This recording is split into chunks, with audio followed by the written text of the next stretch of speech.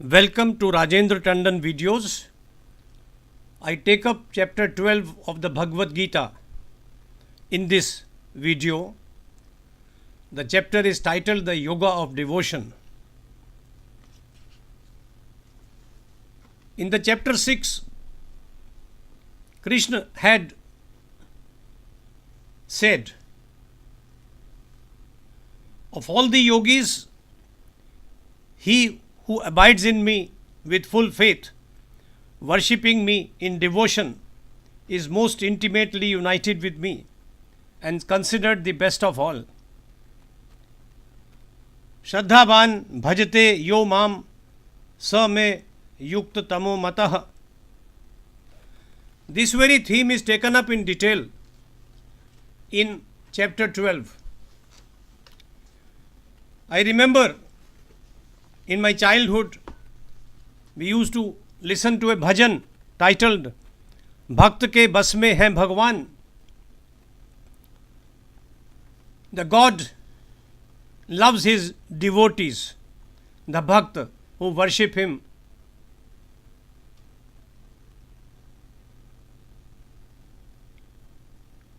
At a later stage, even Gautama the Buddha wrote, in the world, the greatest wealth of man is faith. There is happiness in doing your duty, in following the path. He is unmatched who loves truth. The life is better which is lived in wisdom. With faith you can cross the flood. With faith you can traverse the ocean. With strength you can conquer sorrow. Wisdom makes you pure. The same faith and devotion has been talked about to Arjun in the chapter 12 titled Bhakti Yoga.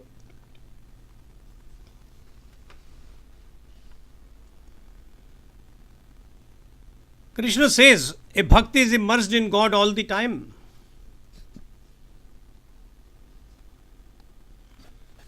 A bhakt is superior, more intimate with God than the intellectual who worships the unmanifest, abhyaktam, the imperishable, aksharam.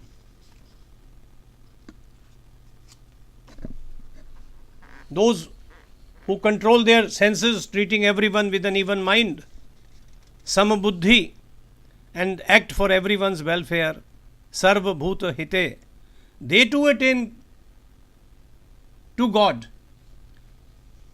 But for Bhakt, Krishna says God has a very special place in his heart.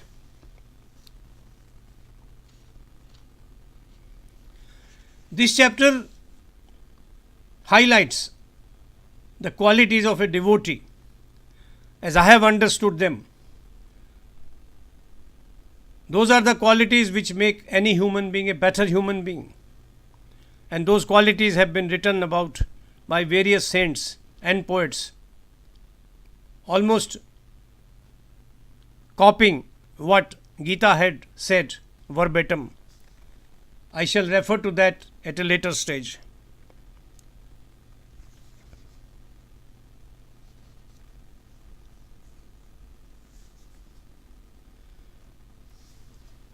In Shloka 2, Krishna says, those who are eternally united with me in worship, their minds absorbed in me, I consider them to be the most devoted.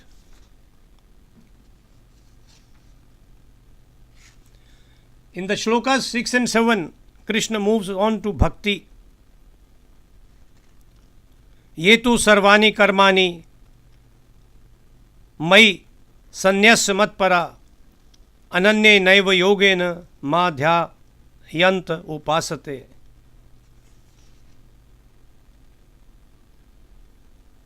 I deliver them swiftly, whose consciousness is absorbed in me, who renounce all actions in service to me,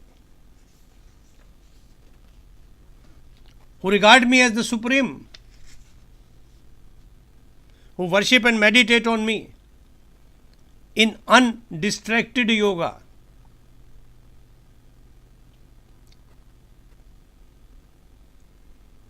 He lifts them from the ocean of birth and death. And then in 8, he says, fix your mind exclusively on me. Place your intelligence in me. You would, without doubt,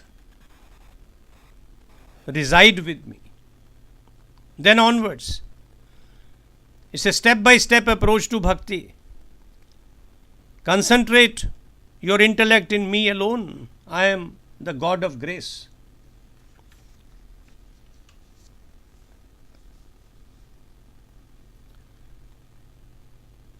It is in the beginning not easy to fix your mind in God. So, in Shloka 9, the devotee is advised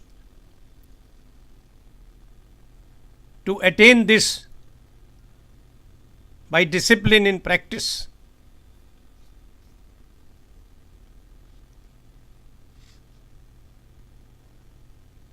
Not only that, if a person is unable to practice, he is advised to hold God's work as the supreme object. Merely by acting for God's sake, he will attain perfection. Ultimately, that too is worship.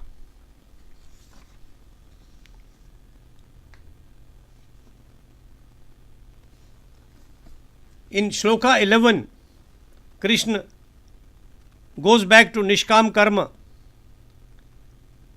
yoga very dear to Krishna's heart.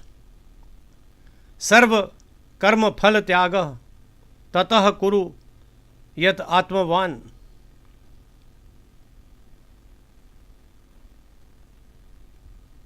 Act with self-restraint, renouncing all the fruit of action.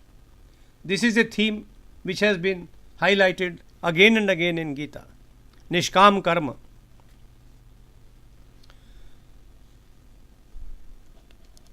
In Shloka 12, the devotee is advised that if he can renounce the fruit of action, he walks on the path to inner peace. Shanti, Shanti, Shanti.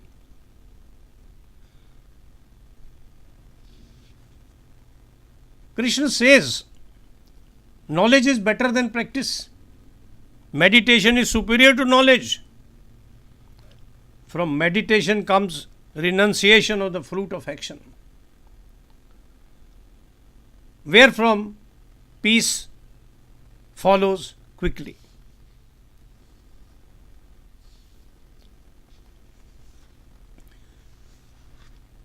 How to worship God, how to sit in meditation has already been discussed in earlier chapters.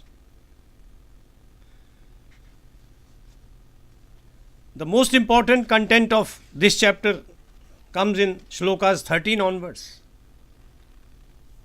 where the qualities of a Bhakta have been discussed. Adveshtha sarva bhutanam maitrah karuna evacha nirmamo nirahankaram sam dukha sukha kshami santushtah satatam yogi yatatma dridha nischaya madhyarpit manobuddhyo mad bhakta sa me priya. This is the essence of Gita. The Bhakta hates no one. He is friendly. He has compassion in his heart. He is free from possessiveness. He has shed his ego. He faces pain and pleasure with equanimity. He is patient. He is always satisfied. He controls himself. His senses, his mind and intellect are fixed in God. That's why he is dear to Bhagavan.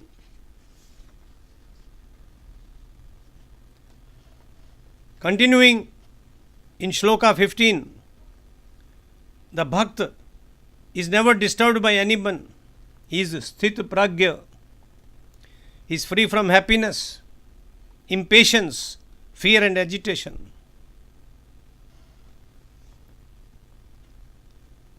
He strives not for any result. His mind is pure. He is free from desire and anxiety.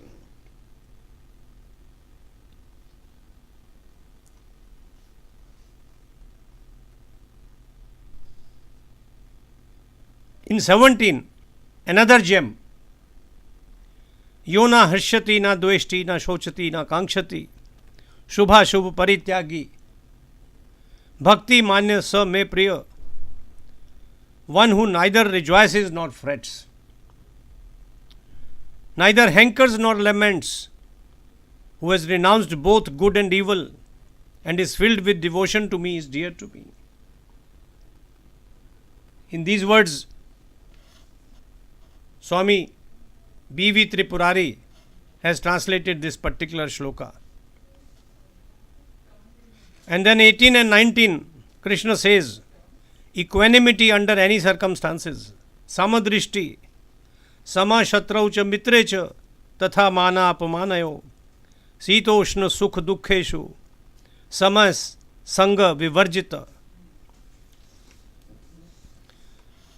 He is equal to friends and enemies. He is equipoised in honor and disgrace, alike in heat and cold, pleasure and pain, free from attachment, indifferent to blame and praise, controlled in speech, satisfied in gain without endeavour, without any fixed residence. He is even-minded.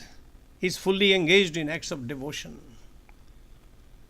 Such a bhakt is dear to Bhagwan.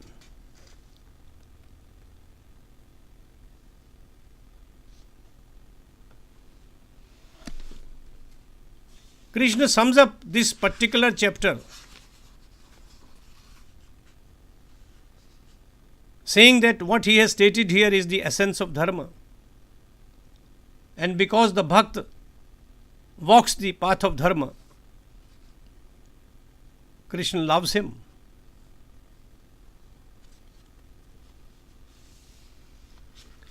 As I said earlier,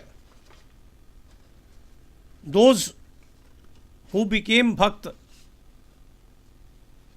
wrote about it. So many of them.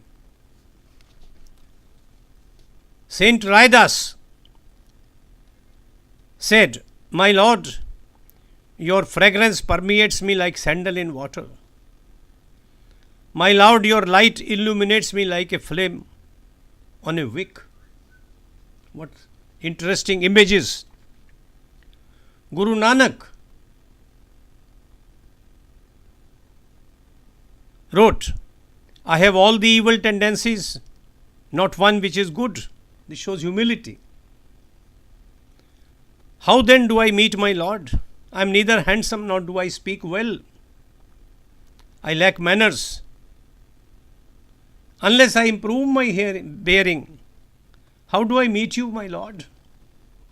Humility. Of course, Meera has been one of those bhaktas who sacrificed everything.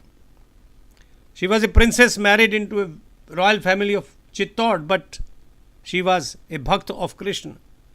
For that sake, she told her husband, "Look, I am married to Krishna." And she wrote almost 200 poems, which I have put on the YouTube as videos. In one of them she says, "I am lost in my belongings, longing for the Lord. None know of my pain, but he is so difficult to attain. How shall I meet him?" Another time she said, "Hari, you are the support of my life. In the three worlds I have none else to look to for succor. Nothing delights me when you are not there, though the world is around me." She prays to Lord, My Lord, my Girdhar, Girdhar Gopal. दूसरों न कोई, there is none other than you in my life. Let me be thy slave. I shall tend your garden, but then I shall see you every morning. The idea is that for 24 hours, God is in your thoughts. And she gives it an image. I shall be your gardener, therefore I shall live in the cottage outside your house and look at you 24 hours. I shall sing your praises in the lanes of Vrindavan. Your sight is my reward, your remembrance my wealth, your devotion is my estate. I shall plant fresh flowers every day, and so I shall see you ever and ever. She found a way out. Neither the yogi nor the sannyasi can reach you, my Lord. Only my devotion shall please you. Have patience, Meera. You shall live in Vrindavan in his sight. You shall see him in the darkness of the night when you light the flame of your love. What an image! And she was a Bhakt. We had a Bhakt in Tulsidas who wrote Ramcharitmanas. The lake of Mansarovar of the name of Rama.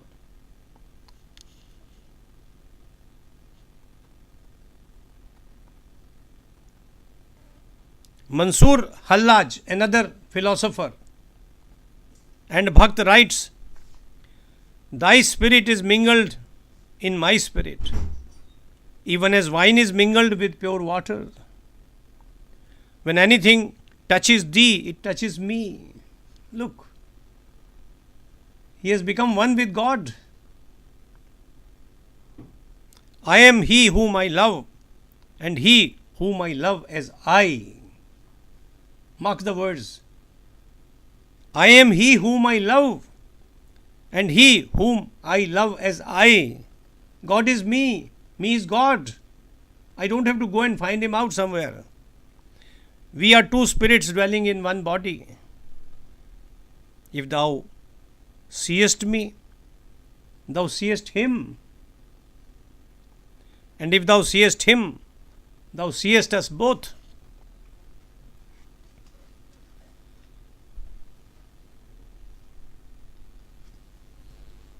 A poet in Gujarat,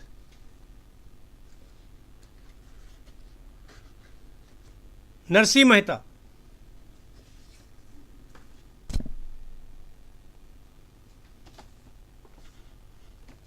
wrote about the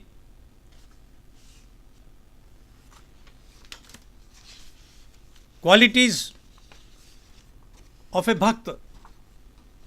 This is almost a literal translation of the shlokas I have discussed above. But I am so fascinated by his writing that I propose to read it to you. This was a favorite hymn of Mahatma Gandhi. वैष्णव जन तो तेने कहिए जे पीड़ पराई जाने रे.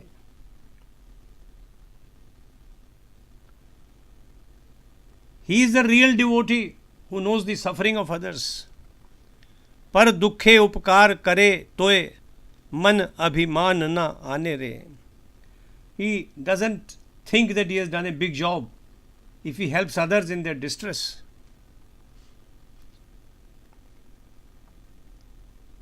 He shares the sorrow of others and he disdains pride. सकल लोक मान सहुने बंदे निंदा ना करे केनी रे. He regards himself as lowliest of the low, speaks not a word of evil against anyone. And then Narsi says something which touches me every time I read this particular poem. Blessed is the mother who gave birth to such a son. This is a blessing of God. We all share it by doing the act of devotion. Dhan dhan janani teri re. Then he comes to other qualities of a bhakt. Samadrishti ne trishna tyagi, par stri jene matre, जिब्वा थकी असत्य न बोले पर धन नव झाली हाथ रे. The Bhakt looks upon everyone as his equal. He has renounced lust. He honors other women like he honors his mother. His tongue knows not the taste of falsehood. He does not covet the wealth of others. मोह माया व्यापे नहीं जेने, दृढ़ वैराग्य जेना मन. मान रे राम नाम सुन ताली लागी, सकल तीरथ तेरा तन मान रे.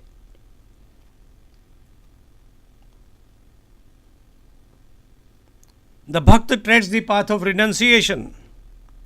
Ever on his lips is Rama's holy name. All places of pilgrimage are in him. Look, what a sentence. You don't have to go out to Haridwar or Amritsar. God is in you. So the places of pilgrimage are in you.